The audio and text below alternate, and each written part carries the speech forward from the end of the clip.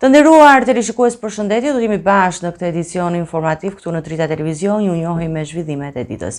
Kryeministri i vendit Edi Rama ka bërë me dije se paga minimale në Shqipëri do të arrijë në 500 euro nga janari i vitit 2026. Ai theksoi se paga minimale është rritur ndjeshëm që nga marrja e detyrës në vitin 2013, duke arritur aktualisht në 400 euro.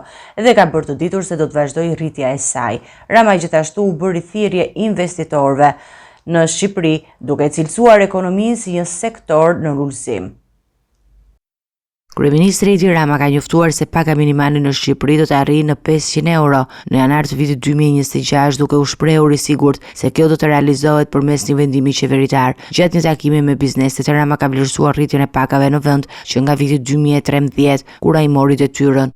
Pagën minimale kishim 157 euro, kemi 400 euro dhe në vendim, siç e kam thënë më parë, në qershor do të bëjmë 500 euro duke që do të hyjë në efekt nga janari 2026, pagën minimale. Rama të gjithë ata që akuzojnë se s'ka bërë asgjë tjetër në 12 vite. Nuk do të dëgjoj, nuk dëgjon, është më shurt se sa ai që realisht ka probleme me dëgjimin. Kush nuk do të shikojë është më i verbër se sa ai që ka probleme me shikimin. Dihet kjo. Ndërsa me një ndjekës nga Kosova replikoi për lidhjet me politikën serbe.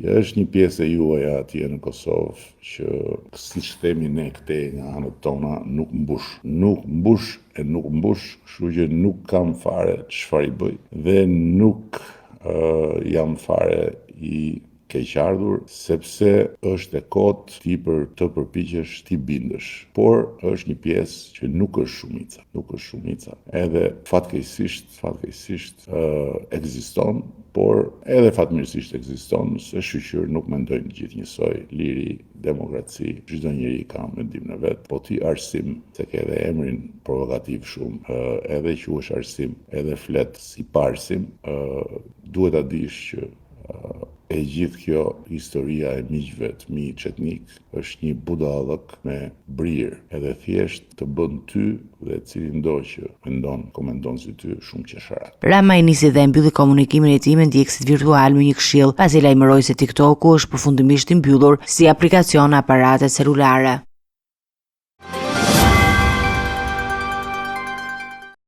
Ish kryeministri Sali Berisha ka reaguar ndaj rikthimit të ekspertëve të Opdatit në SPAK, duke konsideruar këtë si një përpjekje për të luftuar korrupsionin, por gjithashtu ka theksuar se SPAK është ndruar në një prokurori politike dhe duhet të reformuar. Ai gjithashtu ka kundërshtuar vendimin e qeverisë për mbylljen e TikTokut, duke quajtur atë një akt të rënd censure. Ish kryeministri Sali Berisha ka komentuar rikthimin e ekspertëve të Opdat në SPAK, duke theksuar se ky veprim duhet të shihet si një përpjekje për të luftuar korrupsionin dhe jo si një mbështetje të SBA-ve për këtë institucion. Ai ka kërkuar reformimin e SPAK-ut, duke akuzuar këtë strukturë për shndrimin në një prokurori politike të kontrolluar nga Edi Rama. Unë mund pohoj këtë si një përpjekje për të luftuar korrupsionin, por unë mund pohoj edhe një herë se një prokurori politike nuk legjitimohet kur në një vend. Dhe besoj se s'kapi kështu siç është. Ka fakturë shqiptarëve dhe botës se është një krah i armatosur politik me ligj i drejtësisë i Edi Ramës. Meqense e shtron këtë çështje, theksova sot, po e theksoj edhe këtu. Një reagim Berisha e kishte gjithashtu edhe për mbylljen e TikTokut, duke i quajtur këtë vendim një akt pa precedent, censure pa një bazë ligjore. Sepse unë kam shkarkuar një dhe ai e përmbush funksionin, por kjo do të hyjë në histori si një ditë e zezë e censurës, si një akt madhor censure, pa asnjë ligj, pa asnjë bazë, thjesht të njëjtin vendim që mori Habibullahu i Kabulit, mori dhe Habibullahu i Tiranës. Në traditën e tij atrore, njeriu që ai ka thirrur një protestë kombëtare kundër këtij vendimi, duke konsideruar si një hap të rrezikshme për lirinë dhe të drejtat e qytetarëve.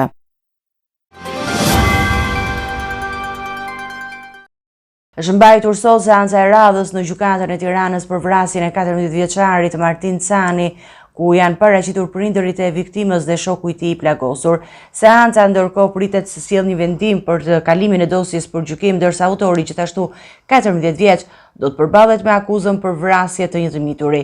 Ngjarja tragjike ndodhi në 18 nëntor 2024, vetëm 200 metra larg shkollës Fanoli në Tiranë.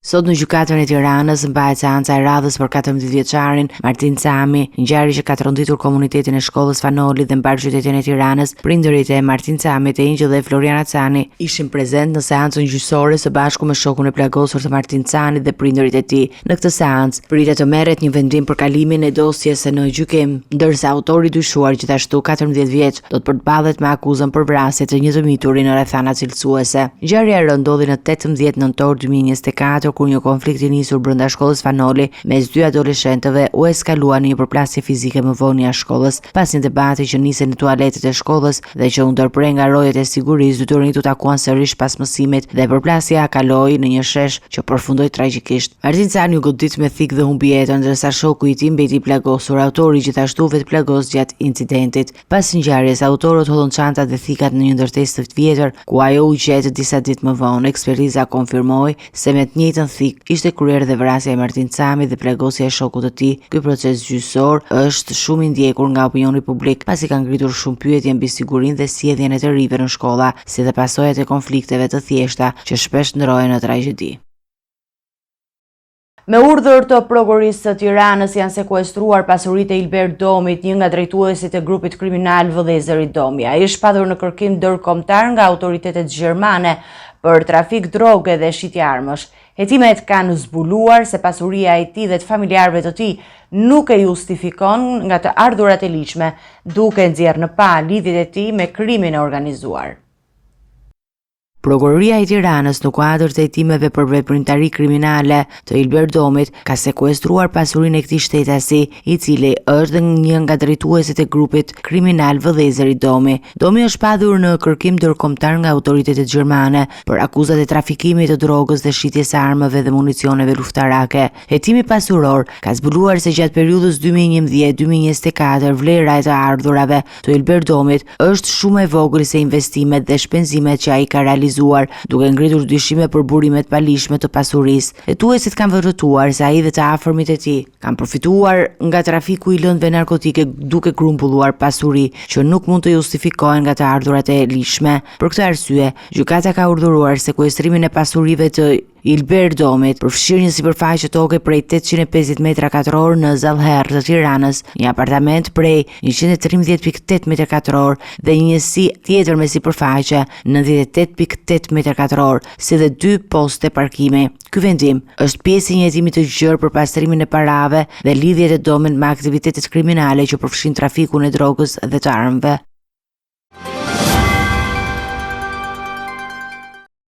Izmir Sakica dhe Samuel Troshani, dy të rinj të akuzuar për sulm me armë zjarri në rancë të Bushatit në gusht të vitit të 2024, do të qëndrojnë në qeli. Apeli i posaçëm e la në fuqi vendimin e shkallës së parë, duke konfirmuar masën arrest në burg. Ngjarja e rëndë ka lënë pas dy të dyshuar, Franco Leka dhe Alexander Prendi, të cilët janë ende në kërkim. Izmir Sakica dhe Samuel Troshani, dy të rinj të akuzuar për sulmin me armë zjarri në rancë të Bushatit, ngjarje që ndodhi në gusht të vitit 2024, prokuroria e posaçme kanë zbuluar se ka pasur shkëmbim zjarri dhe se janë gjetur gozhgoja të ndryshme në vendin e ngjarjes, duke bërë të dyshim shkakun e konfliktit. Akoma nuk është zbuluar shkaku i saktë i përplasjes mes grupeve rivale dhe hetimet të vijojnë. Sipas organit të akuzës për këtë ngjarje janë ngritur akuza për grup kriminal të strukturuar ndaj Izmir Sakica, Samuel Troshani dhe Franco Leka, i cili është ende në kërkim së bashku me Alexander Prendin. Përveç akuzave për sulm në Bushat, të dyshuarit dyshojnë gjithashtu të jenë të përfshirë në masakrën e Dobraqit, një tjetër ngjarje tragjike që ndodhi më herët, ku humbën jetën 4 persona. Sakica dhe Troshani u vetërzuan më 22 janar të vitit 2025, duke u përballur me akuza të tjera të rënda që lidhen me krime të mëdha. Pas dorëzimit të tyre, dyshimet për përfshirjen e tyre në aktivitete kriminale të mëtejshme janë rritur dhe organet e drejtësisë po hetojnë mundësinë e lidhjeve të tyre në grupe të tjera kriminale. Kërkimi i autorëve të tjerë të implikuar vazhdon, ndërkohë që hetime mbeten të hapura. Gjykata e Vlorës ka caktuar masën e sigurisë arrest në burg për shtetasin Rinaldo Rakipa, i cili u arrestua 2 ditë më parë dhe akuzohet për veprën penale, marrëdhënie seksuale ose homoseksuale me të mitur dhe nxitja për përdorim të drogës.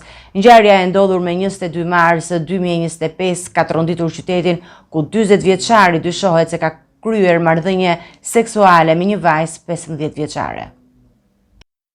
Prokuroria e Vlorës ka kërkuar arrest me burg për Rakipa në kërkesë që është pranuar nga gjyqtari Bevil Beqira, i cili ka udhëhequr seancën për masën e sigurisë dhe ka vendosur që të vazhdojë qëndrimin e tij në qeli. Hetimet e prokurorisë kanë zbuluar se përveç marrëdhënieve me të miturin, Rinaldo Rakipa i dyshohet se ka nxitur vajzën 15 vjeçare dhe dy shoqet e saj, gjithashtu të mitura 15 dhe 16 vjeç, për të konsumuar lëndë narkotike. Ky rast ka ngjallur shqetësimin në komunitetin lokal, duke pasur parasysh mënyrën e rëndë të akuzave dhe ndikimit që ajo mund të ketë tek të rinj. Policia ka nisur hetimet për të zbardhur më tej përfshirjen e të tjerëve në këtë ngjarje të rëndë dhe për të siguruar që drejtësia të vihet në vend. Rinaldo Rakipa dhe personat e tjerë të dyshuar do të vazhdojnë të përballen me akuza të rënda, ndërsa hetimet janë në proces për zbuluar hollësisht dhe për siguruar prova të tjera që mund të lidhen me akuzat për veprimtari të palishme.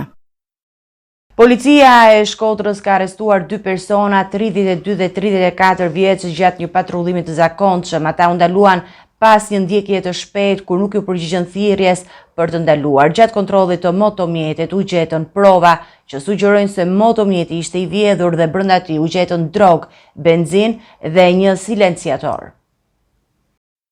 2 persona, 32 dhe 34 vjeç, janë arrestuar në Shkodër pas një ndjekjeje të shpejtë nga policia gjatë një patrullimi rutinë në lagjen Docmazi. Të rit po udhtonin me një motomjet, kur nuk ju bindën thirrjes për të ndaluar dhe u larguan me shpejtësi, duke shkaktuar një ndjekje të menjëhershme nga uniformat blu. Pas pak minutash, policia arriti t'i ndalonte dhe t'u kontrollonte motomjetin. Gjatë verifikimeve, policia dyshoi se motomjeti ishte i vjedhur, pasi targa dhe numri shasi nuk përputheshin. Kjo ka shtuar dyshimet për përfshirjen e dy të rinjve në aktivitetet palishme. Pas kontrollit të detajuar të motomjetit, janë gjetur dhe disa prova që përforcojnë këto dyshime. Një sasi e caktuar droge dhojt kokain, një bidon me benzin dhe një silenciator. Këto elemente sugjerojnë se ata mund të jenë të përfshirë në veprimtari kriminale në Shkodër. Edhe pse autoritetet kanë mbajtur informacione të kufizuar, nuk ka pasur detaje nëse të arrestuarit kanë precedent penal. Ndërkohë, hetimet vazhdojnë dhe policia është duke punuar për të zbuluar më shumë rreth përfshirjes së dy të rinjve në aktivitete të tjera kriminale në këtë zonë. Protestat dhe shqetësimet e qytetarëve për krimin e organizuar duket se kanë shtuar presionin mbi autoritetet për të shtrënguar masat e sigurisë dhe për të luftuar krimin në këtë rajon.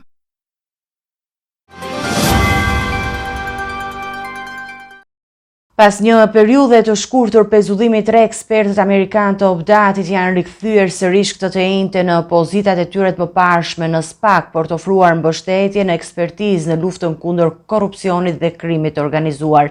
Ata do të vazhdojnë trajnimin dhe asistencën për prokurorët shqiptar për forcimin e shtetit të së drejtës dhe drejtësisë.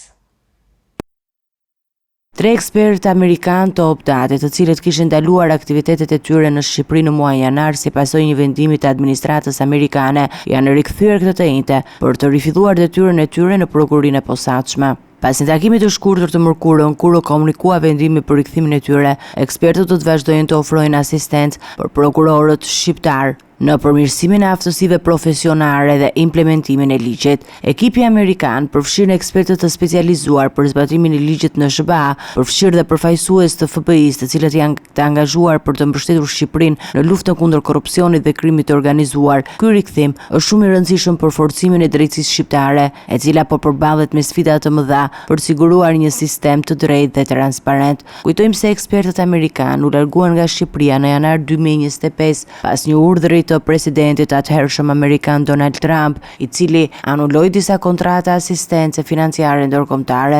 Megjithatë, projektet që mbështesin luftën kundër korrupsionit dhe forcimit të shtetit të së drejtës, përfshirë asistencën në SPAK, nuk ishin prekur nga ky vendim dhe ekspertët u rikthyen për të vazhduar punën e tyre jetike.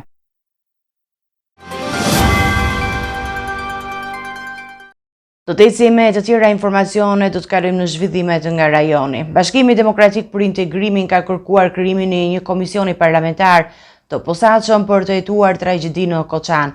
Partia akuzon drejtësinë për qasje selektive dhe kërkon përfshirjen e vëzhguesve ndërkombëtar.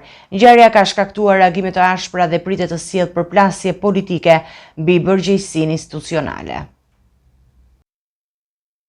Fronti Evropian i udhëhequr nga Bashkimi Demokratik për Integrim ka kërkuar ngritjen e Komisionit Parlamentar të posaçëm për hetimin e tregjisit në Koçan, duke akuzuar drejtësinë për ngjashmëri dhe selektivet në procedurat hetimore. BDI thekson nevojën për një hetim të pavarur dhe transparent, duke propozuar përfshirjen e vëzhguesve ndërkombëtar nga OSBE-ja, Ambasada Amerikane dhe vendet e Bashkimit Evropian. Sipas kësaj partie, autoritetet kanë arrestuar vetëm ish zëvendës ministrin shqiptar të ekonomisë, ndërsa zyrtarët e tjerë nuk janë ndaluar, pavarësisht se diskoteka ku ndodhi tragjedia operonte me licencë skaduar prej një viti. Kjo ka ngritur shqetësime mbi mbikëqyrjen institucionale dhe përgjegjësinë për skelet e sigurisë. Ngjarja, e cila mori 60 jetë njerëzish dhe la 170 të plagosur, ka shkaktuar reagime të forta publike dhe përplasje politike. Kërkesa e BDI-s për hetim të pavarur pritet të sfidojë sistemin e drejtësisë, duke vënë në provë transparencën dhe paanshmërinë e institucioneve. Gjykata e Bosnjë dhe Hercegovinës ka kërkuar nga Interpoli lëshimin e fletë arrestimeve ndërkombëtare për Milorad Dodik, presidentin e Republikës së Srpska. I akuzohet për sulm ndaj rendit kushtetues, ndërsa është larguar nga Serbia drejt Izraelit. Gjykata e Bosnjë dhe Hercegovinës ka konfirmuar për Radio Europa e Lirë se ka dërguar tek Interpol kërkesën për shpalljen e fletë arrestimit ndërkombëtar për Milorad Dodik dhe Nenad Stevandić. Sipas njoftimit, prokuroria e Bosnjës ka kërkuar lëshimin e fletë arrestimeve më 26 mars, duke akuzuar zyrtarët e Republikës Srpska për sulm ndaj rendit kushtetues dhe përpjekje për ndarjen e identitetit serb nga federata. Dodik dhe bashkëpunëtorët e tij nuk ndodhen më në Bosnjë. Burime jo zyrtare raportojnë se ai është larguar nga Serbia në drejtim të Izraelit, ndërsa besohet se vendimësit e tij janë arratisur. Autoritetet e Bosnjës e shohin këtë si një përpjekje të Dodikut për të shmangur drejtësinë, ndërkohë që situata ka tensionuar më tej marrëdhëniet mes Republikës Srpska dhe institucioneve qendrore të Bosnjës. Kjo lëvizje e drejtësisë bosnjake ka qasë të përshkallëzojë më tej krizën politike në vend, ndërsa pritet një reagim nga autoritetet ndërkombëtare dhe vetë Interpol mbi kërkesën për arrestimin e Dodikut.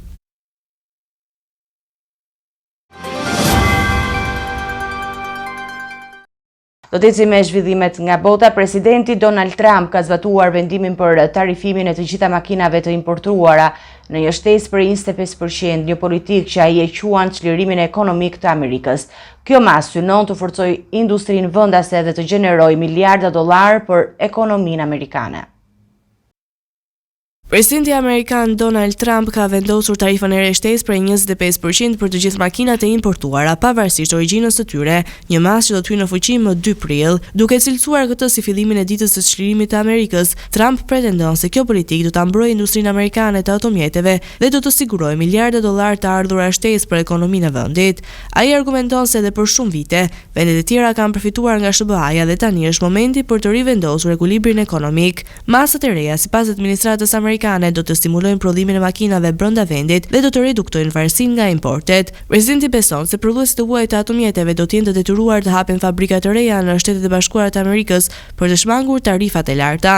Megjithatë, ai pranon se kjo nuk do të ndodhë menjëherë dhe do të kërkojë kohë për të realizuar. Nga ana tjetër, ekspertët e ekonomisë paralajmërojnë se kjo politikë mund të ketë pasoja të kundërta. Një nga efektet më të menjëhershme do të jetë rritja e çmimeve të makinave për konsumatorët amerikan, pasi shumica e automjeteve të prodhuara në SBA përfshin komponentë të importuar nga vende si Meksika dhe Kanadaja. Kjo do të ndikojë nga zinxhirët e furnizimit dhe do të rrisë kostot e prodhimit, duke vënë në vështirësi dhe vetë prodhuesit amerikan. Ndërkohë, politika e tarifave të përhershme mund të çojë tensione të reja tregtare me partnerët kryesorë të SBA-s, të cilët mund të kundërpërgjigjen me masat të ngjashme ndaj produkteve amerikane. Ky vendim ka ndjesur debate të ashpra në qarqet ekonomike dhe politike, me kritikë që argumentojnë se një strategji e tillë proteksioniste mund të dëmtojë më shumë ekonominë amerikane se sa ta forcojë atë. Përplasjet mes përfitimeve të pretenduara dhe rreziqeve të mundshme e bën këtë politikë një nga sfidat më të mëdha ekonomike të administratës Trump, me ndikime që do ndihen në të gjithë tregun global të automjeteve. Presidenti i Ukrainës Volodymyr Zelensky ka deklaruar se Vladimir Putin, i cili është 72 vjeç, mund të vdesë së shpejti, duke theksuar se shëndeti i tij dobët dhe duke kërkuar që SBA-ja të qëndrojë fort përballë kërkesave të presidentit rus. Spekulimet për problemet shëndetësore të Putinit janë shtuar me aludime për kancer dhe Parkinson. Kremlini ka mohuar këto pretendime, ndërkohë që Putin punon për të ruajtur imazhin e tij të një lideri të fuqishëm. Presidenti i Ukrainës Volodymyr Zelensky ka bërë një deklaratë të fortë duke thënë se Vladimir Putin mund të vdesë së shpejti duke kërkuar SBA-s që të qëndrojë fort dhe të mos lejojë presidentin rus të dalë nga izolimi. Zelensky mbështeti këtë pohim me aludime të mëparshme mbi shëndetin e rënduar të Putinit, përfshirë spekulime për kancer dhe Parkinson, të cilat janë përforcuar edhe nga inteligjenca ukrainase. Putin, i cili është 72 vjeç, ka qenë subjekti shumë thashëthemeve për shëndetin e tij, pasi është parë në disa raste me simptoma mashqetësuese si dridhje të duarve dhe këmbëve, fytyrë të enjtur dhe të të turbullt. Ka pasur gjithashtu spekulime për përdorimin e një sozi për të mbuluar problemet e tij shëndetësore në paraqitjet publike. Megjithatë, Kremlini ka mohuar vazhdimisht këto pretendime, ndërsa Putin vazhdon të kultivojë imazhin e një lideri të fortë dhe energjik, duke u shfaqur në aktivitete si kalorimi, peshkimi, judo dhe hokej.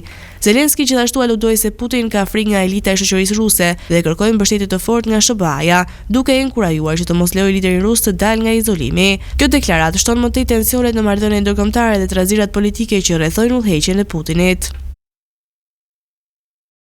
Kreu i Partisë Popullore Republikane të Turqisë ka paralajmëruar se protestat do të vazhdojnë në çdo qytet derisa të shpallen zgjedhjet të parakohshme presidenciale ose derisa Ekrem İmamoğlu, kryetari i burgosur Istanbullit, të lirohet. Opozita ka nisur fushatën për zgjedhjet e 2028-s, duke planifikuar një demonstratë të madhe këtë të shtunë në Stamboll. Opozita turke, udhëhequr nga Partia Popullore Republikane, ka deklaruar se protestat në Turqi do të vazhdojnë në çdo qytet deri në shpalljen e zgjedhjeve të parakohshme presidenciale ose derisa Ekrem İmamoğlu, kryetari i Istanbullit, të lirohet nga burgu. Özgur Özel, lideri kryetari i Partisë Popullore Republikane, njoftoi se një demonstratë masive do të mbahet këtë të shtunë në Stamboll, duke hapur kështu fushatën e partisë për të bërë İmamoğlu'n presidentin e ardhshëm të Turqisë në zgjedhjet e vitit 2028. Besimi i popullit në Ekrem İmamoğlu dhe në demokraci të bëjë që këto protesta të bëhen më të mëdha dhe më të forta, tha Özel në selinë e partisë së tij në Stamboll, ndërkohë që turma e mbështetësve vazhdonte të mblidhej. Protestat kanë sjellë një mobilizim masiv të njerëzve në rrugë, më të madhe në dekadën e fundit pas arrestimit të İmamoğlu, ndërsa ka pasur dhe arrestime të shumta në mbi 1400 arrestuar deri më tani, përfshirë 7 gazetarë turq që raportuan për ngjarjet. Kjo situatë ka shkaktuar një rritje të tensioneve politike dhe ka nxitur reagime të forta nga përkrahasit e opozitës.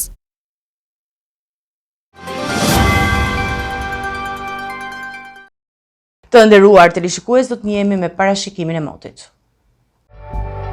Territori shqiptar për datën 28 mars parashikohet të përshkohet në një mot i paqëndrueshëm. Sipas të dhënave meteorologjike, pritet të ketë një ditë me vranësira dhe rreshje shiu. Temperatura minimale parashikohet të jetë 1 gradë Celsius, ndërsa temperatura maksimale pritet të arrijë deri në 15 gradë Celsius. Era pritet të fryjë nga jugperëndimi me një shpejtësi maksimale e cila do të arrijë deri në 10 metra për sekond, çka do të bëjë të krijojë ndërgëzim deri në 3 ball, ndërsa temperaturat minimale dhe maksimale për disa nga qytetet kryesore të Shqipërisë do të jenë si vijojnë: Shkodër 8 deri në 12 gradë Celsius,